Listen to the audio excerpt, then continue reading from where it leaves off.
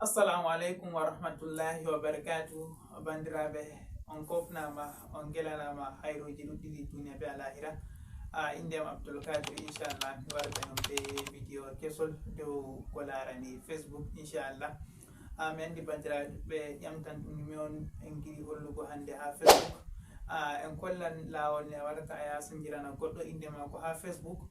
Masalan inde mako min, misalu ne gattam min ko bo par exemple min inde am Abdul Kadiri, to goɗɗo mo miɗi mi sanjana inde muɗum ha Facebook o e ngara masala inde ko fasaha ko inde wonde ni, sei mi hoca inde ko je ɗo windi fasaha go fottanayam mi yiɗa mi lara oɗo windi fasaha majum, mi yiɗi mi sanja mi wartira ko Usman ko Abakar ko Adamu be ko nande e majum. To ngam majum mi yiɗi mi holla on no garata on canjirana goɗɗo inde ha Facebook muɗum amma bo o anda en canji inde majum. En ngam majum en nastan en dara video majum iga fuɗɗam haragare, amma hide ko en jaha en dara video no bandiraɓe e Usaini miɗo tore haydi jungo ñamo yan haro waɗi s abonné a hosa abonné ha chaine amin. Abonné gon ñamatama ko joyira maɗa ma sakko wiye a perdan cede maɗa noyne ba, a yaha abonné tan a ɓiɗɗa ɓe jungo a ɓiɗɗa s abonné, to a ɓiɗɗa s abonné tan te lunguyel gotel sei ina min wartan ton se ina do je doyello bandiraɓe. Ɗo on hollata abonné ha chaine amin, latoto kala nde min gaɗi YouTube ha chaine vidéo ha chaine amin je YouTube pat a latoto arandejo mo artata larugo vidéo majum banda. Ngam majum en nastan en dara vidéo on iga fuɗɗam haragare. Be ɗo miɗo wiyan assalamu aleykum wa rahmatullah, en fotto haragare vidéo majum banani.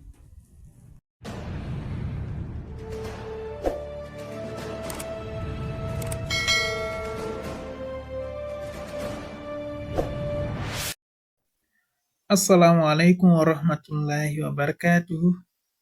Bandiraɓe mi hofni on kofnama kofli ɗuɗɗi ɗi duniya be alahira. Mi wayri wartankon be videoji iraɗa banni kadi bandiraɓe. Alhamdulillah alhamdulillah mi wartani on be video kesol dow ko larani Facebook. Bano en bo wi'a fuɗɗam video en kollan ni e goɗɗo warata o sanjana goɗɗo inde muɗum ha Facebook, o sanjana goɗɗo inde ha Facebook. Goɗɗo on mo marɗa nder muɗum on ɗon gewtida ɗum friend maɗa, mana ɗum sobajo ma ko bo ɗum ami maɗa on ɗon gewtida be mako, foti o canjanamo inde mako nde o waɗi ha Facebook ɗon gartira ɗum inde fere amma bo o anda. Masalan bana an kam ko aɗo yewtida be sobajo mo ɓurɗa yerdago ni, a yiɗa woɓɓe fere keɓtani to aɗo yewtida be mako dow ɗum kanko on gewtiditta, a foti canja inde mako, canjanamo inde hedi Facebook. An a andi inde mako maunde nde o waɗino kanko hakkunde mako fere, an bo nde garandamo fere, ayi a sanjani mo inde. Ko bo aɗo yewtida be butuma maɗa ko bo en mbi'a paya maɗa, sei a hoca a wara a sanja inde mako, debbo non canja inde mako gartira gorko, ko bo gorko non canja inde mum gartira debbo. To mi yiɗi mi holla on lawol majum bandiraɓe. Woɓɓe fere mbi'a ni watta canjirana goɗɗo bo inde muɗum ha Facebook, to ɗum waɗoto bandiraɓe en nasta nder video majum bana ni. Amma please and please to a keso miɗo tore useni ngam Allah ngam annabijo Allah, chaine meɗen ɓadake jikugo 1000 abonné man, useni kabde bandiraɓe ballite amin, cikkinani amin ngam 1000 abonné. Useni abonné ɓiɗɗane amin subscribe, ɓiɗɗe subscribe ngam heɓugo videoji amin ala ayi hali. Like ani amin video min, to on potti be video en gaɗani amin like useni, ko a larata video man hattimina ɓiɗɗu like. A fotti video man amma wala haje magol, wallitiɗ amin ɓiɗɗana amin like useni sei caloɗa. To a heɓi a lari ngo diga fuɗɗam haragare bo falillahi alhamdu, ɗum an on ɓesditorto be majum inchallah. En nastan en tefa Facebook meɗen bandiraɓe ɗuɗɓe ɗo andi nda Facebook bana ni, nda ɗo on Facebook, to ɗuɗɓe bo ɗo kutinira ɗuɓɓe meɗen bo kutinirta e Facebook je ɗo kutina be light je ɗo.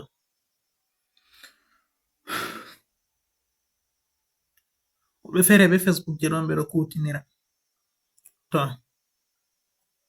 ham holla on non jata on canja inde man kadi.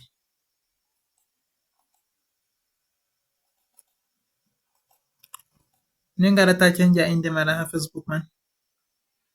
To a andi ɓurna e bo ɗo hutinira fayin bo be Messenger. Ngal Messenger on kugal man ngal hurete. Ngal Messenger gal ɗo. Ngara nasta ha Messenger maɗa bana ni.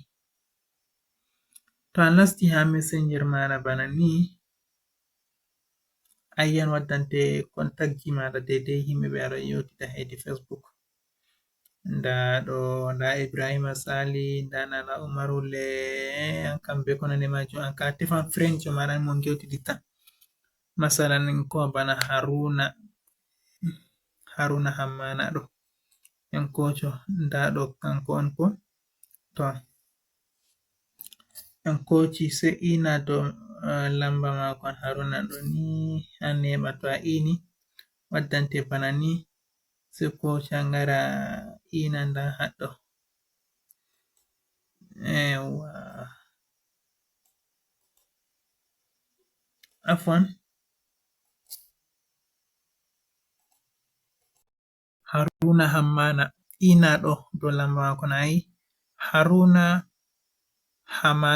Hamana sai ngara ina nda toɓɓonta to haɗɗo ngiyataɗo, to a ini sai koca ngara ina nda ha waɗi guda ɗiɗi ɗo, so waɗi nickname haɗɗo ɗo sai ina hatton.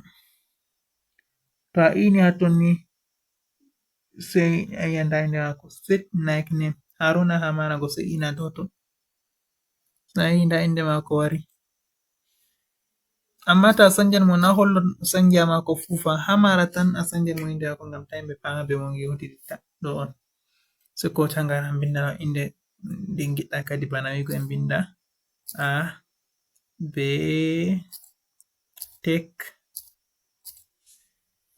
Tech TV.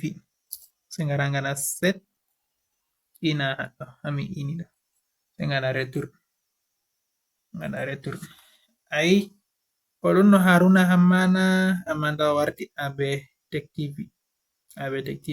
To banni on lawol ngol tokkorto waɗa ngara canjirana kala goto fu inde muɗum hedi Facebook maɗa. To en lortino inde mako kadi nde en tawno ha ton kadi bana ni inchallah. To nda mi lortini inde mako Haruna Hamana bana ni, mi tammi banni on inde mako wonno. To mi lortini inde mako kadi. To kala goɗɗo mo giɗɗa sanjango inde fu banni gatta tokkoto waɗa lawol majum ngara canjanamo inde mako o anda. On kofnama on gelanama hairuji ɗuɗɗi sosai ɗo on rankare video majum. So ten fotti ha video je yeso. Please and please bana en mbino ha fuɗɗam video, useni habde mi toryo ngam Allah abone ha channel je Fasaha TV ɗo. Useni mi toryo, useni barka ko ɓurɗon yiɗugo bandiraɓe, useni. Assalamu alaikum, siwte jam.